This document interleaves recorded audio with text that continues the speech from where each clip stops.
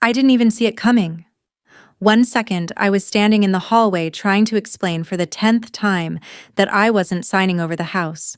And the next, my parents' hand shot out in that sharp, impatient way they always had when they'd made up their mind about something. Alex, my cousin, didn't hesitate. He shoved me hard and I went straight into the glass door at the end of the hall. It shattered with a noise so loud it felt like my ears were ringing from the inside. Cold air from outside rushed in, mixing with the sting from the cuts across my arms and face. Tiny shards stuck to my sweater and hair. My palms were wet before I even looked down and realized it was blood. My parents stood there, not rushing to help, not even pretending to be shocked. They just watched, arms crossed, like they were checking if I was going to get back up or stay down. Alex mumbled something about it being an accident. I knew that was the script played off as a clumsy misstep, nothing more. The same kind of cover story they'd used before when things got out of hand. My parent nodded once, slow and deliberate, and the message was clear. It was over for me in this house.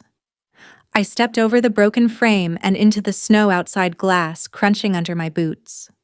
My knee ached from where it had hit the floor before I went through the door, but I kept moving. My parent called after me, more of a command than concern, telling me to come back inside before I made it worse. I didn't answer. The neighbors' houses were close enough that if anyone had been at their windows they would have seen me bleeding, but no one came out. It was quiet, except for the wind. I walked to my car, opened the door carefully so I wouldn't smear blood on the seat, and sat for a second, catching my breath. My hands were shaking, but not from the cold.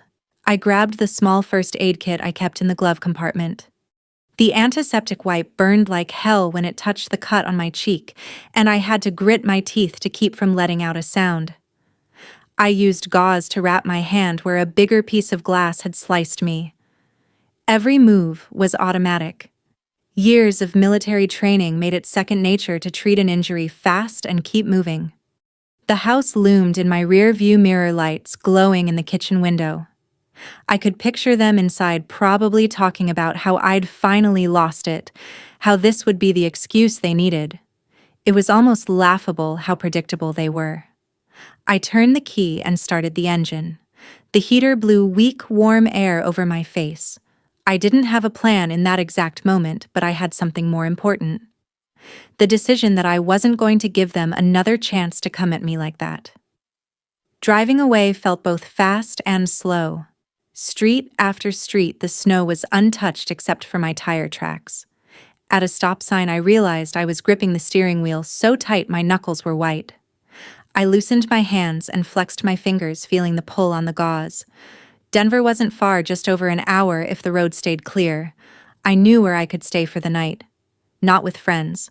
I wasn't about to drag anyone else into this. I needed somewhere quiet, somewhere nobody would think to look right away. As I merged onto the highway, the lights of Riverside faded behind me. I glanced at the passenger seat where my bag sat, wallet, phone, a couple changes of clothes, and a folder with documents I'd been smart enough to keep out of the house. My mind was already turning over the details, reviewing the last few months, the strange questions about my accounts, the push to consolidate ownership of the house. The snow started to fall harder, tapping against the windshield in steady bursts. I adjusted the wipers and kept my speed, steady eyes on the road. Whatever had just happened back there wasn't going to be the last move, but the next one, that would be mine. The apartment key was still warm in my hand when I stepped into the empty unit. The air smelled faintly of fresh paint and detergent, a sign it hadn't been lived in for weeks. I locked the door behind me, slid the chain into place, and stood still for a moment, letting my shoulders drop. It was the first time all day I'd been somewhere my parent couldn't reach me. I didn't bother turning on all the lights, just the one over the kitchen counter. It was enough to see the basics. Small living room, one bedroom, a bathroom with clean towels folded on the rack. No furniture except a wobbly dining table and two mismatched chairs. It would do. I set my bag on the counter, opened it, and took out the folder of documents. Deed copies, bank statements, insurance policies, and a few military records I'd never trusted to keep in the house. I spread them out in a neat grid using the table as my planning surface. My hands were steadier now, but the cut on my cheek throbbed with every small movement. I took another antiseptic wipe from my kit and cleaned it again, just to be sure. Military habit: double-check everything, even if it hurts. From my phone, I pulled up a secure notes app and started typing a list. Not a diary, not emotions, facts only. Dates, conversations, things I'd noticed. Like how Alex had been around more lately, always with some reason to help with errands. How my parent had brought up estate planning 3 times in the last month, always when it was just the two of us. How the last property tax bill had gone missing from the mailbox until I asked for it directly. I created a column for each year going back 2 years. Under each, I jotted any moment that seemed off. Small at the time, but lined up together. They formed a pattern I couldn't ignore. The radiator kicked on with a dull clang, and I realized the room was colder than I'd thought. I kept my coat on and sat at the table scrolling through my phone's old call log. I saved every contact that might be useful: lawyers, a retired police officer I'd once worked with on a veterans outreach project, my friend Sophia from the service who now ran a private security firm. I didn't call anyone yet. This wasn't the time for panic or for handing over my problem to someone else. First, I needed the timeline airtight. That way, when I did make a move, there'd be no loose ends. I made a quick trip to the corner store for coffee, canned soup, and a cheap notebook. The snow was coming down harder, catching in my hair as I crossed the street. Back inside, I sat down with the notebook and wrote Phase 1 at the top. Underneath, I laid out the objectives. 1. Secure my location. 2. Secure my documents. 3. Map out the opposition's behavior. 4. Identify potential allies. 5. Look at the leverage. Every bullet point got a sublist. Every sublist got a deadline. I wasn't going to waste the advantage of surprise. I heated the soup on the stove and ate it, standing up, eyes on the table full of papers. Each page was a piece of the puzzle, but there were still gaps. I needed to know more about their current moves, bank activity, real estate filings, anything that would show intent. The clock read just past 11 p.m. when I set my phone to Do Not Disturb and started organizing the documents into labeled envelopes. 1 for the house, 1 for personal finances, 1 for military benefits. The last one I labeled for Harrison. Though I hadn't called my lawyer yet, the name felt like a promise. By the time I finished, the snow outside was a solid white blanket, muting the noise from the street below. I pulled the blinds shut and double-checked the locks. My coat stayed on the back of the chair, ready to grab. The cut on my hand ached in time with my heartbeat, but I ignored it, moving to the couch and lying back with the notebook on my chest. The heater hummed in the background, steady and low. I stared at the ceiling, running through the timeline again in my head, slotting each event into place. There was no need to rehearse what had happened earlier. The sound of breaking glass and my parents' eyes on me were burned into memory. That wasn't going anywhere. What mattered now was that every step from here would be deliberate, controlled, and on my terms. The sharp click of the pen in my hand brought back a sound I hadn't heard in years. The same click I used to make while waiting in briefing rooms overseas. Back then, it was dusty tents in Iraq or dim trailers in Afghanistan. The air thick with diesel fumes and the faint scent of gun oil. I'd sit at a folding table with a stack of supply manifests, knowing that every box I checked or redlined meant someone in the field either got what they needed or went without. Logistics was never glamorous, but it was life or death if you understood the chain. My job was to make sure the chain didn't break.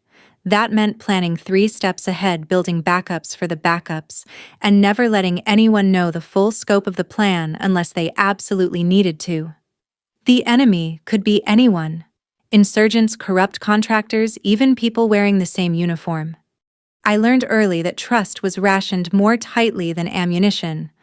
I shifted in the apartment chair, the notebook open in front of me. Same rules applied here.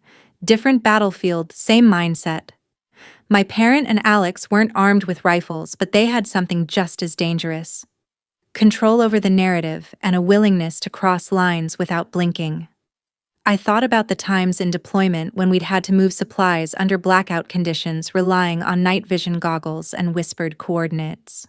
The key wasn't just stealth, it was making sure no one even knew there was something to look for in the first place. If they didn't see you move it, they couldn't block you from getting it where it needed to go. That was how my $21 million had to be handled. Quiet, invisible, already out of their reach, before they knew it was in play. Leaning back, I scanned the notes from last night. I circled 3 names: Sophia Collins, Harrison Doyle, Victor Lang. Each one could be an asset, but only if approached correctly. You don't just pull in allies, you test them first. See if they're reliable under pressure. I'd start with Sophia. She'd been in my unit during my second deployment, and I'd seen her handle a supply route ambush without flinching. These days, she ran a private security outfit in Denver specializing in corporate intel and recovery. If anyone could help me map out my opponent's moves without tipping them off, it was her. But even before I reached out, I needed more eyes on my own blind spots. In the military, before you moved, you ran a risk assessment every variable on the board. Worst-case scenario included. Here, that meant asking myself, what if they already had access to my accounts? What if they'd forged my signature on something I hadn't seen yet? What if they were planning to move faster than I was? I grabbed the folder marked House and flipped through the property tax statements, utility bills, and mortgage documents. Everything looked normal to normal. When people are planning to take something from you, they often make sure you see nothing out of place until it's already gone.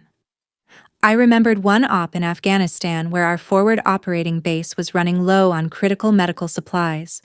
The shipment logs showed nothing unusual. Every crate accounted for on paper.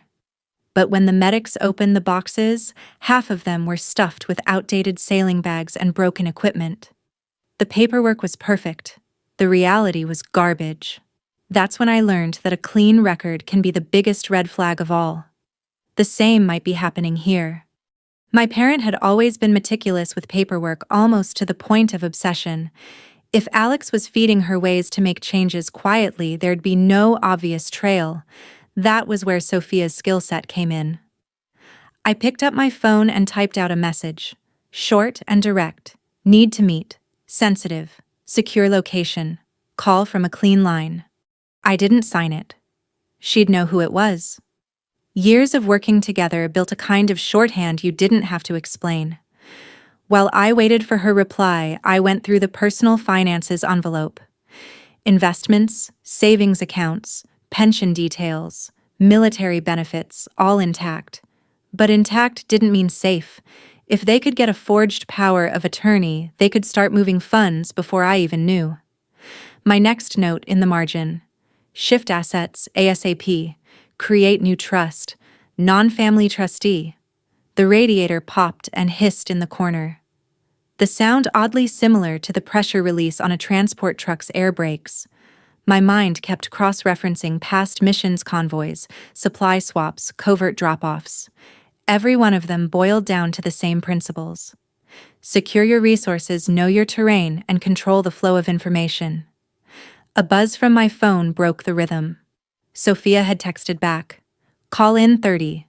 Same protocols. Short, efficient, no wasted words. Exactly what I needed. I stood, stretched my legs, and poured a cup of coffee from the small pot I'd set up earlier. The bitter steam curled up to my face, grounding me in the present. Outside, the snow was lighter now, the streets slushy and dark under the streetlights. Somewhere out there, my parent and Alex were making their own plans, certain I'd been scared off for good. I took a slow sip, watching the ripples in the coffee. They had no idea the fight they'd just started wasn't going to be one they could control. Sophia's voice came through the secure line exactly on time, crisp and focused. She didn't waste breath asking how I'd been. She knew a call like this meant I was already knee-deep in a problem. I laid out the basics. No names, no emotional detours. Just the incident, the pressure over the house, and the odd gaps in my paperwork. She didn't even pause before saying, "I'll run a quiet sweep. Give me 48 hours." Hanging up, I felt the shift. This wasn't just me reacting anymore. I had eyes in the field. I pulled on my coat and boots and stepped outside. The snow was mostly melted now, leaving patches of slick ice on the sidewalks. I kept my hood up as I walked to the bus stop, avoiding the car in case Alex recognized it. If they were watching for me, I wanted them looking in the wrong places. First stop was a hardware store on the east side of town where one of my old neighbors, Hank, worked part-time. Retired Marine sharp as ever, Hank had a habit of hearing things without anyone realizing they were talking near him. He didn't seem surprised to see me, just raised an eyebrow and handed me a bag of rock salt without asking. We chatted about nothing for a minute before I slipped in. "Heard anything about my place?" His answer was casual, like he was commenting on the weather. "Seen your cousin around there more than you lately. Some guys in a truck delivered boxes last week, not furniture."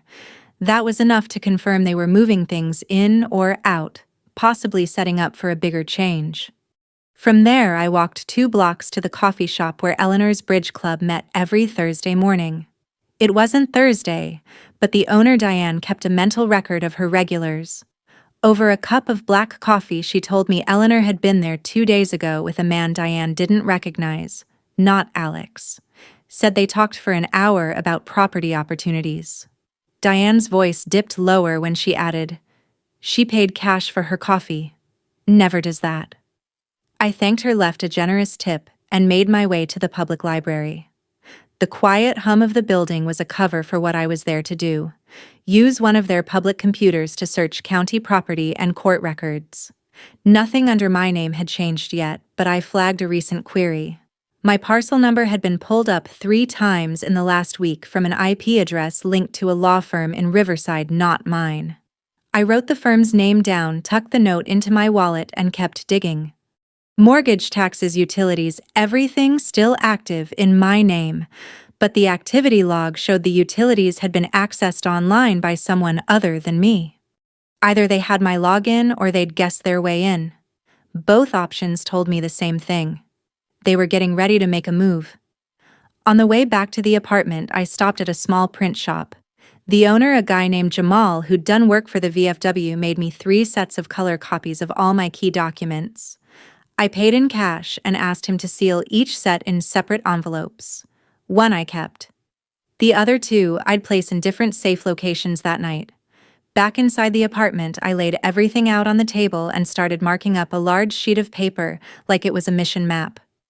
On the left side, known players: Eleanor, Alex, unknown lawyer, possible real estate contact. On the right, resources: my accounts, the house deed, my military pension, the trust I was going to set up. Between them, a space for intel gaps.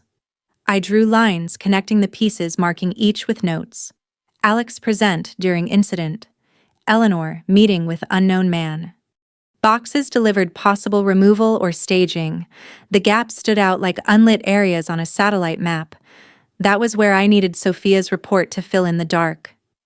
By late afternoon, I could feel the tension in my shoulders ease just enough to know the recon was working. Every point of contact had given me something concrete. The next step would be verifying patterns: where they went, who they met, what they moved. I poured another coffee and stood at the window watching the street below. A delivery truck slowed in front of the building, idled for a few seconds, then moved on. I kept my eyes on it until it turned the corner. The driver might have just been lost, but I wasn't going to start assuming anything was innocent. The first thing I noticed when I walked into Sophia's office was that she'd rearranged the furniture since the last time I was there. 2 chairs now faced the desk head-on, and there was nothing on the surface except a closed laptop and a black recorder about the size of my palm. She nodded toward the chair on the right, and I sat without taking off my coat. She didn't bother with small talk. "You're right. They're moving." She slid a manila envelope across the desk. Inside were printed screenshots of text messages between Alex and Eleanor. The headers had been scrubbed, but the timestamps told me these weren't old. Just 3 nights ago, Alex had written, "She's stubborn, but we'll get her out. Once she's not in the house, we can push the transfer." Eleanor replied, "She'll fold. I know what buttons to press." My pulse stayed even, but I could feel my jaw tightening. I set the papers aside and she pulled the recorder closer. "This is better," she said, pressing play. The audio was grainy, but their voices were unmistakable. Alex first low and agitated. "She won't sign.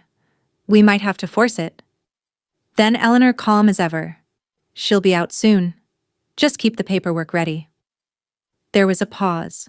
Then the scrape of a chair. Alex again. "What if she fights it?" Eleanor's voice dropped to almost a whisper. "Then we make it look like an accident. People believe accidents. I'd heard a lot of ugly things in my life, but that one sentence hit harder than the shove through the glass door." I leaned back in the chair, the plastic armrests cool under my hands. Sophia let the tape run a little longer enough to hear them shift topics to money. That was when Alex said something that froze the air in the room. "Once we have the deed, we can leverage it. That'll give us enough to cover the investment loss." I didn't ask what investment loss meant. I already knew Alex's track record with bad deals. Sophia stopped the recording and set the device down. "You want me to pull call logs next? I can get you the last 6 months without raising flags." I nodded once. She knew my style. No big reactions, no declarations, just moved to the next step. I tucked the envelope into my bag and stood. On the way out, she added, "Keep your phone clean. No direct contact with either of them unless it's recorded." That had already been my plan. Back at the apartment, I set the papers and recorder on the table next to my map. The lines between names and notes were starting to look less like a spiderweb and more like a net. They weren't being careful anymore. The arrogance in those messages told me they thought I was isolated, maybe even scared. I made coffee and let it cool on the counter while I pulled a small cassette player from a storage bin. I'd kept it from my army days, reliable, simple, no internet connection.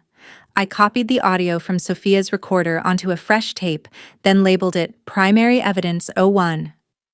2 duplicates went into separate padded envelopes. One would go to a safe deposit box. The other I'd leave with Harrison once I decided it was time to bring him in. The coffee was lukewarm by the time I drank it, but it kept my hands busy as I replayed the recording in my head. Eleanor's voice didn't waver once. Alex sounded like a man eager to impress, ready to do whatever she told him. That combination, her control and his recklessness, was dangerous. I pulled out my notebook and added 2 new objectives under Phase 2. Compile all physical evidence, multiple formats, begin controlled exposure of their actions to select allies. Evidence only mattered if it was protected and admissible. In the service, I'd seen entire operations unravel because someone skipped the chain of custody. I wasn't making that mistake here. By late afternoon, the light outside had dimmed enough that the apartment felt smaller. I turned on the overhead fixture, its buzz filling the quiet. My eyes drifted back to the envelope from Sophia.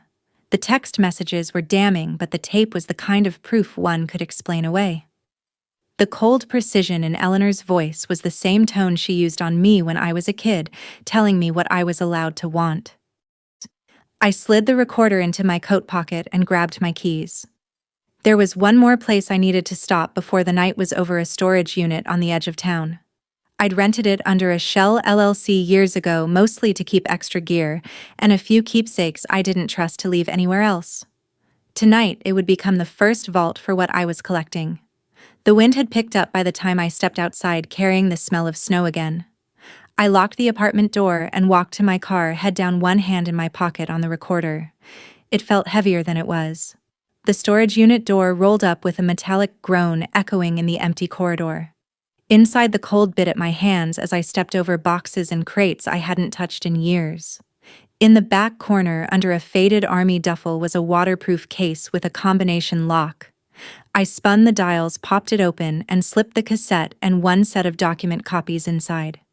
Once the lock clicked shut again, I slid the case into a heavy-duty storage bin, stacked 2 boxes of old camping gear on top, and pulled a tarp over the whole thing. The kind of camouflage that only looked like clutter to anyone snooping. By the time I got back to the apartment, it was past 9:00 p.m., and my phone showed a single missed call from Victor Lang.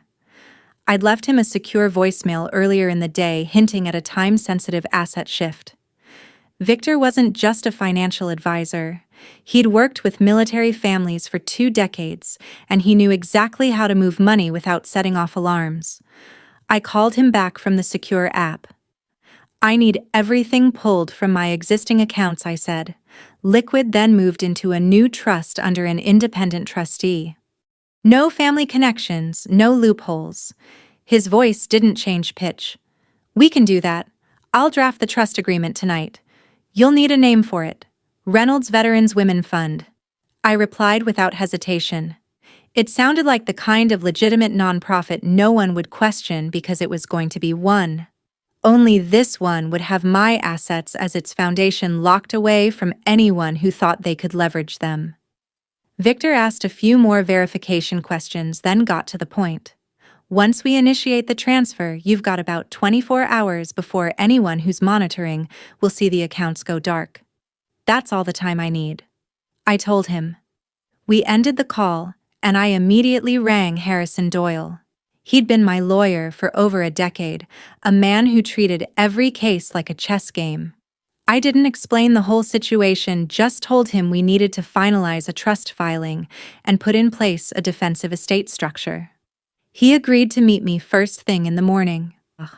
On the kitchen table, I spread out the personal finances envelope again, double-checking account numbers and holdings. It was like running pre-mission checks before moving a convoy. Miss one detail and the whole operation could get compromised. I printed fresh copies of every statement, then scanned the originals into a secure encrypted drive I kept on a separate laptop with no wireless card. The laptop had a fresh OS install, no browser history, no accounts saved. Around midnight, Victor sent a secure document link. The trust paperwork was clean, irrevocable, fully funded upon transfer with a professional trustee firm in Denver. I read every line, making sure no clause left an opening for my parent or Alex to challenge it. Then I digitally signed and sent it back. 15 minutes later, he confirmed. "Transfer initiated. Funds will clear by 10:00 a.m. tomorrow." I leaned back in my chair. The relief muted but solid. That money wasn't just numbers in an account. It was years of deployments, hazard pay, smart investments, and a few lucky stock picks in military supply companies.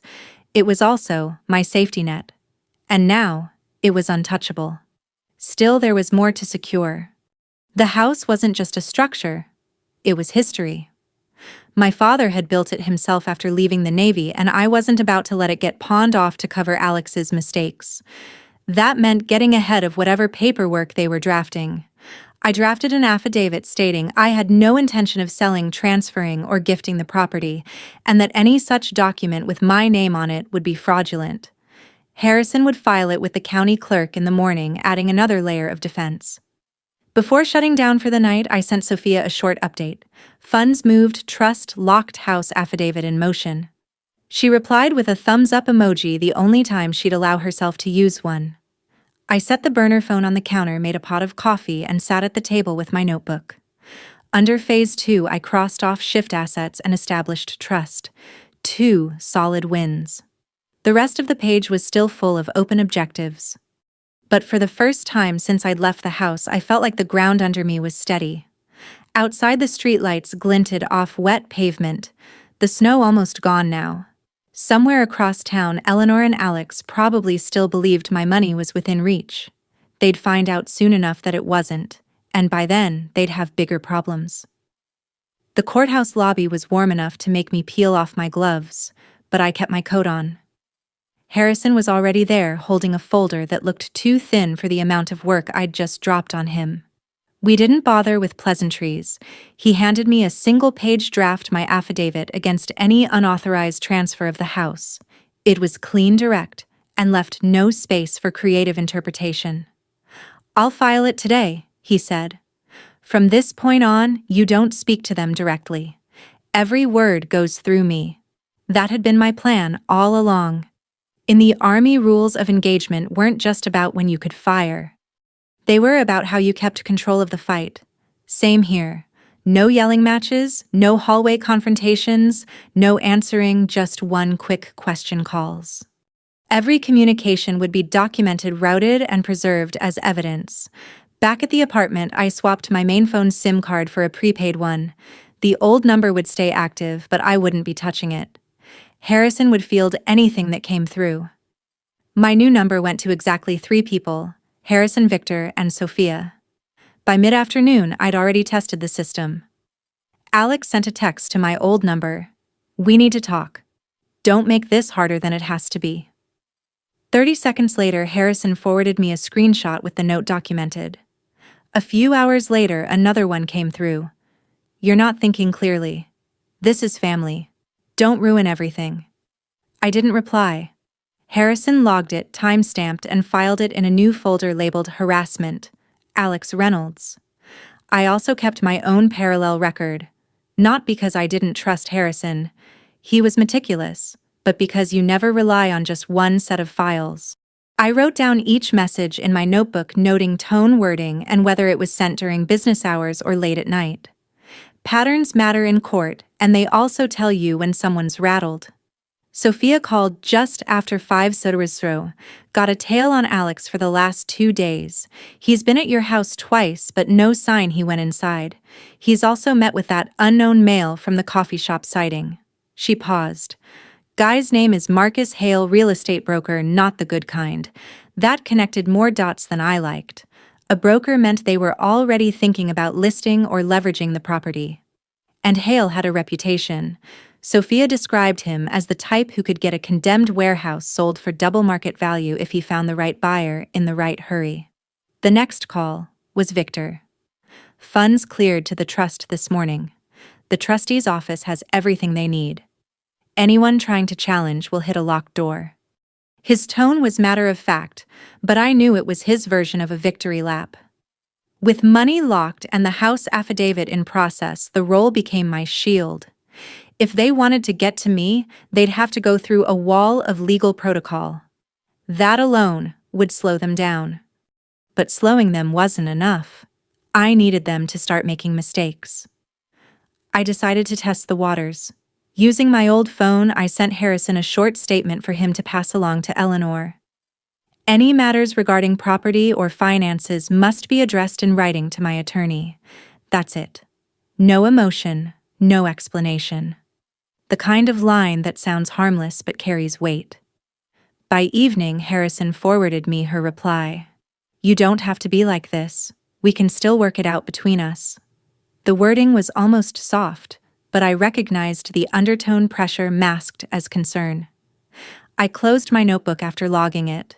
Every piece of contact was now another thread in the net. I was tightening. They'd think they were still in control, but every message, every attempt to smooth things over was just more rope.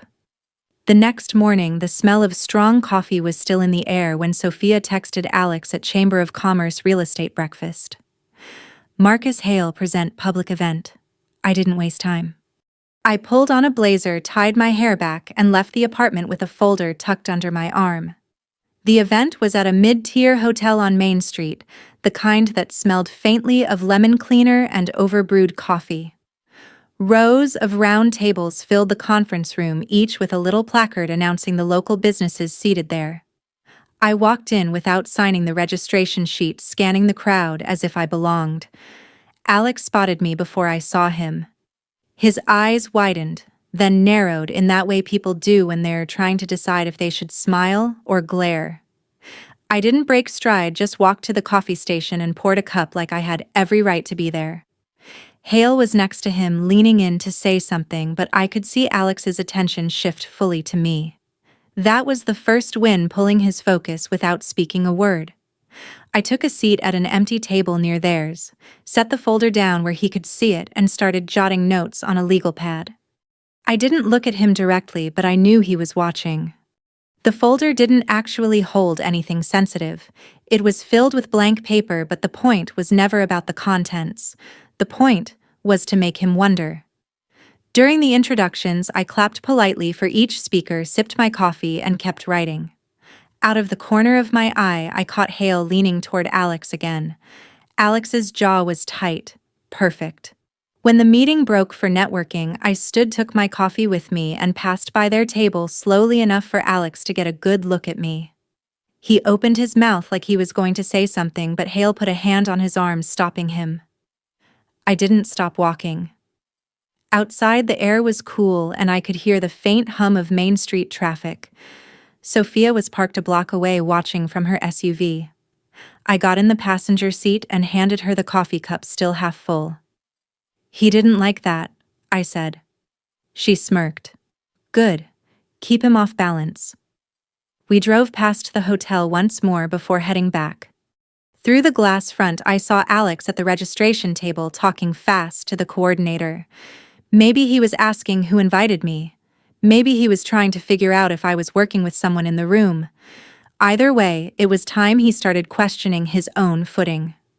Back at the apartment, I pulled out my notebook and wrote, "Scout Phase 1 complete." The goal was simple. Make them feel watched without giving them anything to hit back at. Every time they thought they were moving in secret, I'd appear in the periphery. Not enough for them to call it harassment, but just enough to eat at their confidence. 2 hours later, Harrison emailed me an update. Eleanor had called his office wanting to know if I was negotiating through anyone else. She didn't mention the breakfast, but the timing wasn't coincidence. I told him to simply reply, "All matters are handled by this office." Short closed, no room for follow-up. By early evening, Sophia sent another text. Alex canceled his afternoon meeting, went home early. Hale met someone else at a diner. That was another small victory. Disruption meant their plans were shifting, and shifts create openings.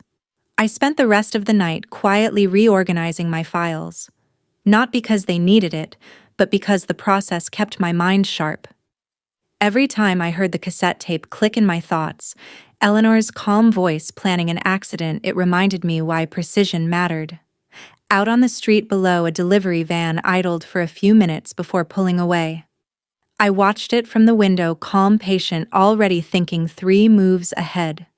By the time I sat down at Harrison's office the next morning, the video file was already on his desk. Sophia had gotten it from Hank, the retired Marine neighbor who'd seen the whole shove through the glass door. He'd pulled the footage off his home security system without hesitation, saying only, "You'll want this in a safe place." The recording was clear enough to remove any doubt. The winter light reflected off the ice on the porch. Eleanor's figure in the doorway, Alex standing just behind her. I stepped into frame, talking with my hands in the way I do when I'm trying to keep calm. Eleanor glanced back at Alex, gave the smallest nod, and he shoved me hard enough to send me through the door's glass panel. The sound of it breaking was sharp even through the tiny microphone, followed by the thud of me hitting the floor. Harrison didn't look away from the screen until the clip ended. "That's assault," he said flatly and premeditated. "If we pair it with the tape," he slid the recorder toward me. "Do you want to add the audio now or later?" I didn't hesitate. Later meant giving them more time. We queued up the cassette recording from Sophia, synced it to the timestamp of the video, and listened as Eleanor's voice from a different day lined up with her movements on screen. The effect was damning. From there, Harrison outlined the legal approach. Step 1, file for a protective order against both of them. Step 2, file a civil suit for assault, property damage, and financial interference. Step 3, request a temporary restraining order blocking any sale, transfer, or lien against the house. I signed everything without flinching. He filed the protective order request that afternoon, submitting the video, audio, and copies of the threatening messages Alex had sent. The clerk didn't hide her expression when she saw the footage. Her eyebrows pulled tight in that way people do when they're angry, but trying to stay professional. By mid-afternoon, Sophia sent a quick update. Both Eleanor and Alex had been served notice of the pending protective order. She'd tailed Alex afterward and reported that he'd driven aimlessly for an hour before stopping at a bar on the edge of town. At the same time, Victor called to confirm the trust's assets were now fully verified by the trustee's office. "They can throw all the legal noise they want at it," he said. "They're not getting through." That night, I sat at my table with all the paperwork spread out, court filings on one side, trust documents on the other, the property affidavit in between. I wasn't looking at them for reassurance. I was arranging them like pieces in an operation plan, making sure every angle had coverage. A text from Harrison came in at 8:14 p.m. Hearing on protective orders scheduled in 2 weeks. All evidence accepted into record, he added. Alex's attorney already asked for a continuance. Denied. I wrote that in my notebook under a new heading, Legal Offensive. It wasn't about feeling good, it was about keeping track. In the military, you didn't get caught up in whether you won a skirmish. You logged the result, adjusted the plan, and stayed ready for the next engagement. The apartment was quiet except for the faint hum of the refrigerator. Outside, a car slowed as it passed the building. I stayed seated, pen in hand, and kept writing.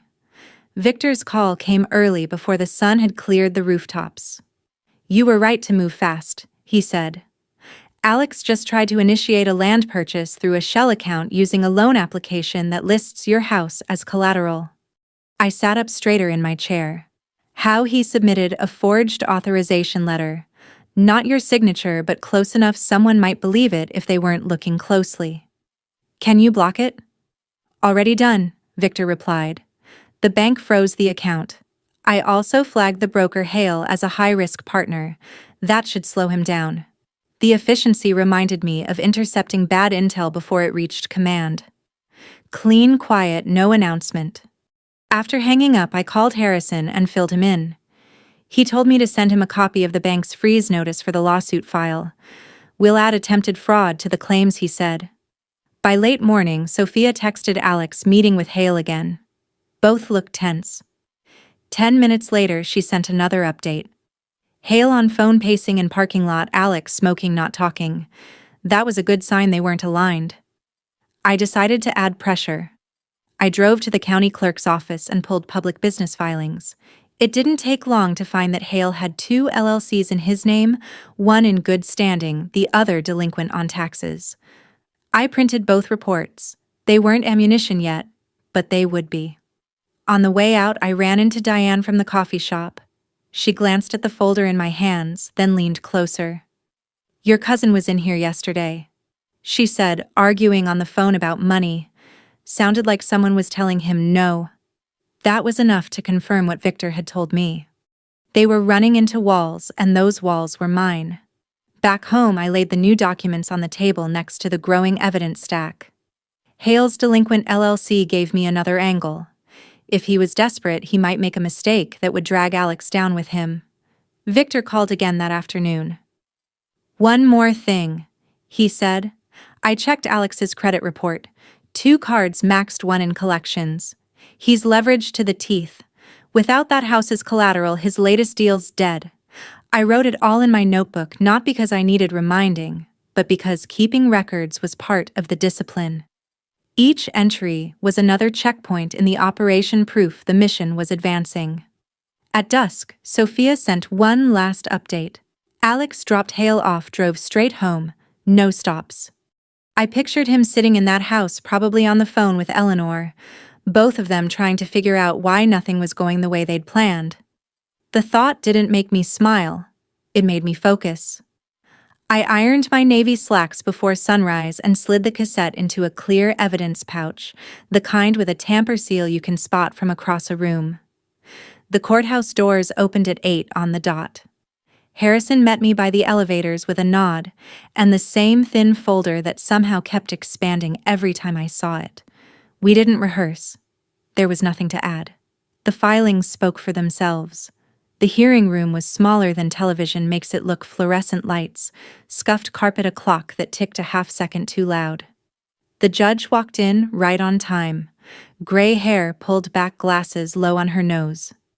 She looked like someone who had no patience for drama and even less patience for people who wasted the court's morning. Good. I wasn't here for a performance. Alex sat at the defense table with a lawyer who looked 10 years younger than the suit he was wearing. Eleanor took the row behind them, hands folded neatly over her purse. She didn't look at me. She looked at the judge like this was a misunderstanding, and we were all about to come to our senses. The clerk called the case. Harrison stood and introduced us. The defense counsel did the same voice a little too fast. The way people talk when they're trying to sound confident and checking their notes at the same time. The judge asked if we were ready to proceed. We were. Harrison started with the basics. The protective order request, the affidavit, the chain of custody for the video and the audio. No adjectives, no flavor, just facts lined up like fence posts. Then he wheeled in a small cart with a monitor on top and handed the clerk a USB drive. The judge gave a single nod. The video came up on the screen. I didn't look away. Outside, light the porch frost on the railing, the front hall beyond the glass. There I was, arm lifted, palm open, talking, staying level. Eleanor's head tipped just a hair and Alex moved both hands out a fast shove. I hit the glass, it cracked, then let go. The audio from the camera mic gave a clean, awful crack and a hollow thud. No one spoke. No one needed to. When the clip ended, the judge leaned forward a fraction. "How old is this recording?" she asked. "Dated and time-stamped." Harrison said, pointing to the overlay pulled directly from the neighbor's system. "He's here to authenticate." Hank stood pressed shirt. Marine posture identified the camera, the location, and the export steps. The judge thanked him and turned back to the monitor. Harrison held up the sealed pouch. "We also have an audio recording," he said. "Different date, same actors. The voices are authenticated by a third party who knows both individuals personally. We will lay foundation." He pressed play. The room filled with the hiss of an old tape. "Alex, she won't sign. We might have to force it. Eleanor, she'll be out soon. Keep the paperwork ready." Another beat. "Alex. What if she fights it?" Eleanor steady. "Then we make it look like an accident. People believe accidents." The judge's pen stopped moving. The defense lawyer cleared his throat. "Your Honor, the audio lacks context." "It has plenty," the judge said, without looking at him. "Continue." Harrison didn't push. He let the tape run 10 more seconds into the part where they moved to money. "Once we have the deed leverage cover the loss," and then he clicked it off. He handed up the transcript, the certification from Sophia's firm, and a short affidavit explaining the recovery process from the cassette player in the garage. Chain of custody, again, neat and clean. Next came the paper trail. Harrison slid documents across to the clerk, screenshots of Alex's text to me, his follow-up messages to the old number after my attorney notice, and the bank's freeze letter tied to a fraudulent authorization referencing my house. He didn't dramatize any of it. He just pointed to dates, signatures, and the parts any rational person would notice even on a bad day. The judge shifted to the defense. Counsel Alex's lawyer tried for concern. "This is a family dispute that escalated. My client regrets the argument. Emotions were high. The push was a reflex, not an attack. As for the audio, we dispute its authenticity and the implication it relates to the incident on video." The judge looked at the monitor, then at him. "The video shows force. The audio shows planning. If you have something more persuasive than adjectives, use it." He tried again. "My client was trying to protect his relatives' interests. There were legitimate questions about the property's future." By forging authorizations and discussing an accident, the judge said, "Sit down." She turned to Eleanor. "Ma'am, do you wish to make a statement?" Eleanor folded her hands tighter. "My daughter has always misunderstood my intentions," she said, voice. "I never planned to harm her. I've managed our family's affairs for decades. I believed she needed guidance." The judge nodded once noted. Harrison called me to the stand. I swore and sat, and kept my answers short. I described the push, the glass, the injury, the silence. After I confirmed the texts were received on my phone and forwarded to my attorney without reply. I verified the trust transfer and the affidavit filed to protect the property. Harrison asked if I had ever authorized Alex, Eleanor, or anyone else to use my home as collateral. "No," I said, "not once." He asked if I had provoked a physical confrontation. I asked them to stop pressuring me to sign. That's it. The defense asked if I had raised my voice. I didn't, I said. And even if I had, that doesn't make a shove through a glass door an accident. They moved on. Hank testified next to authenticate the video. Sophia followed with a narrow scope: how the audio was recovered, how the file was preserved, and how the voices were identified. She didn't editorialize. She never does. The judge asked a few questions of her own. How long between the audio and the incident, whether any edits were made, whether metadata lined up. Each answer was clear, technical, and supported by the paperwork. When testimony wrapped, Harrison made a short request: issue the protective order, freeze any attempt to transfer or encumber the house, and set the civil claims for a full hearing. He didn't ask for the moon. He asked for the steps the evidence justified.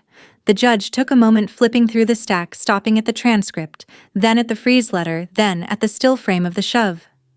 She set the file down. Protective order granted, she said. No contact by any means, direct or indirect. Any violation will be addressed immediately. Temporary restraining order granted on the property. No transfer, no lien, no listing, no approach to lenders until this court says otherwise. The civil matter is set for full review. Counsel will receive dates by end of day. I strongly suggest everyone here read my orders carefully. Alex stared at the table. His lawyer whispered something that didn't reach him. Eleanor's face didn't move, but her fingers dug into the leather of her purse. The clerk stamped the orders. Harrison thanked the court and handed me copies. As we stepped into the hallway, the paper felt heavier than it was, like the kind of weight you don't mind carrying because it means something's finally where it belongs. I tucked the orders into my folder, checked the seals on the evidence pouches, and headed for the stairs without breaking stride. The sky over Riverside was still gray when I walked back into the courthouse for the civil hearing. No cameras, no reporters, just the same scuffed hallway, the same low hum of the vending machine outside the courtroom. Harrison was already inside, sorting the exhibits into neat stacks. Eleanor and Alex sat at the defense table again, this time farther apart. The only talking between them came in low, quick bursts. Their lawyer kept shuffling papers like the answer might be hiding somewhere in the stack. The judge came in right on schedule, reading from her notes before anyone said a word. She started with the facts already established. The video of the shove, the authenticated audio of the conversation about forcing me out, the fraudulent authorization letter, and the attempted property lien. She didn't ask for repetition. She already had it all in the record. Based on the evidence, she said the court finds the defendants engaged in coordinated actions to remove the plaintiff from her property using physical force and fraudulent financial instruments. Her tone didn't change, but every word landed solid. Harrison requested permanent injunctions, one to bar them from the property, another to prohibit any financial action in my name without my notarized consent. He also asked for damages for the cost of repairs, medical bills, and legal fees.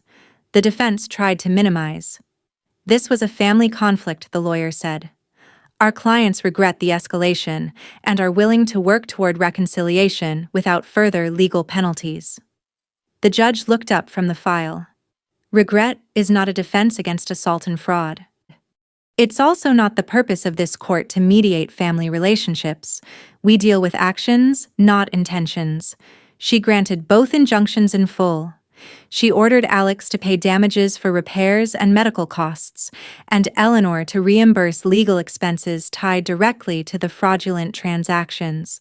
Payment schedules were set with the warning that any delay would result in liens against their personal assets they couldn't touch, mine to cover.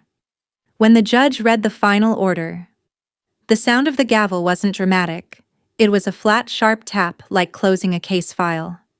The clerk handed Harrison certified copies, each page stamped in red. Eleanor didn't stand when the judge left. She stayed seated, eyes fixed on the table. Alex got up fast, shoulders tight, and walked out without looking back. I didn't follow their movements. I focused on the paperwork in my hands, the permanent barriers they could no longer cross. In the hallway, Harrison exhaled for the first time all morning. "You've got your property locked, your funds secure, and the court orders to keep them away. That's as airtight as it gets." It wasn't about winning. It was about control. Mine restored completely. We stepped out into the cold air. The sky was clearing and the snow melt ran in small streams along the curb. The orders stayed tucked under my arm, their weight steady as I crossed the street toward my car. Each step grounded in the fact that there was nothing left for them to take. The first contractor showed up 2 days after the verdict, still in a paint-splattered jacket and carrying a clipboard that looked like it had been through a war. I walked him through the house, pointing out the damaged door frame, the glass that needed replacing, and the old wiring in the back rooms.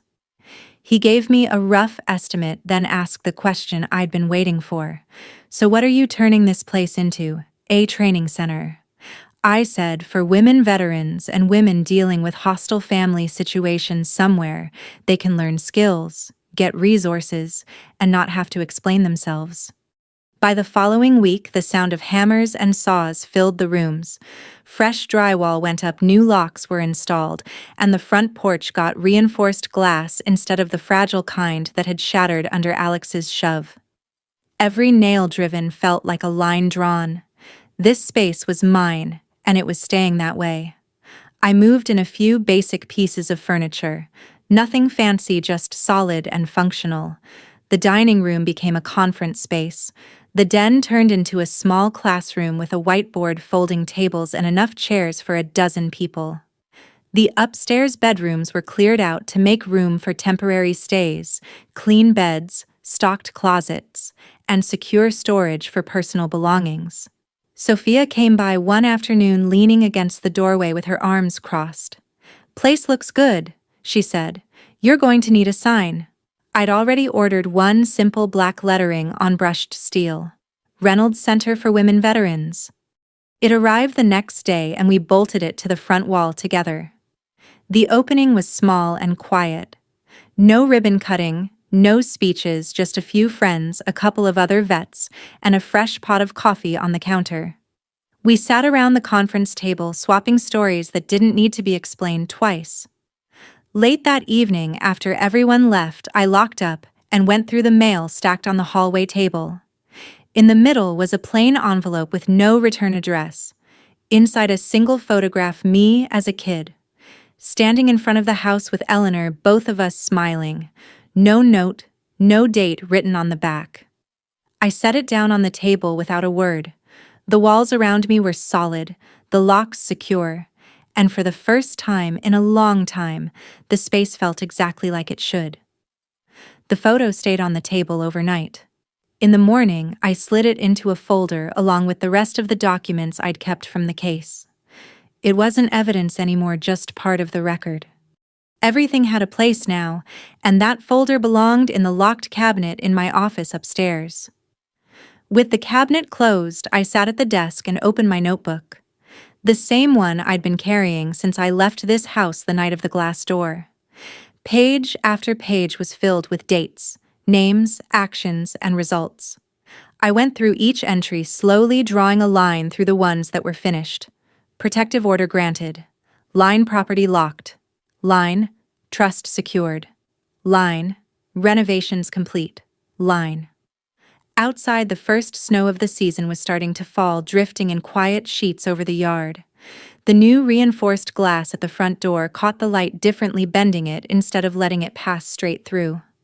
I made coffee and carried the mug to the upstairs window. From here, I could see the sign we'd bolted to the wall, "Reynolds Center for Women Veterans." Steady against the weather. It wasn't there for show. It was there because sometimes survival meant creating a place where no one could push you out again. Eleanor was in a nursing facility now, according to the last public record I checked. Alex had moved to another county. Neither of them had the right to contact me under the injunctions, and neither had tried. Silence in this case was the cleanest proof of success.